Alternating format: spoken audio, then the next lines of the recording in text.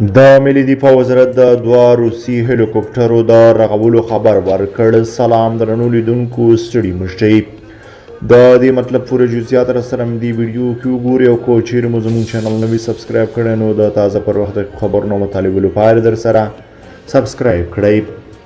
د ملي دفاع وزارت پر خپله ټویټر پاڼه لیکلي چې هوايي ځواک یې دوه روسي زړې الوتکې له سره رغولي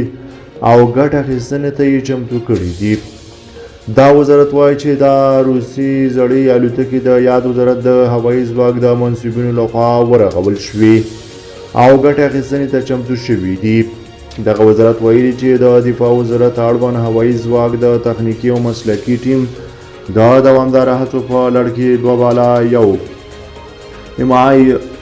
18 او بله امعای 15 روسي نظامي هلیکوپټرې ترمیم او الوتنې ته چمتو شوي دي.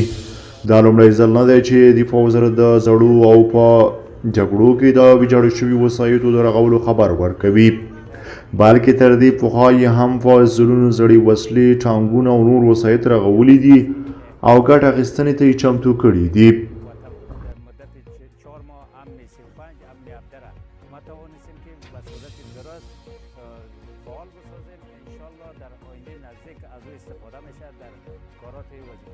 تمام امکاناتی که ما از دسترسی خود ماست، امکانات خود ماست، ما از خود استفاده میکنیم، چیزهایی که داریم از ما استفاده میکنیم و تیار خود. با فضل احسان خدا تمام انجینرهای مجرب از خود داریم، ما با هیچ کس ضرورت نداریم و از همه قدر تیارات که در تمام قوای هوایی افغانستان، نه تنها کابل، هرات، مزار شریف،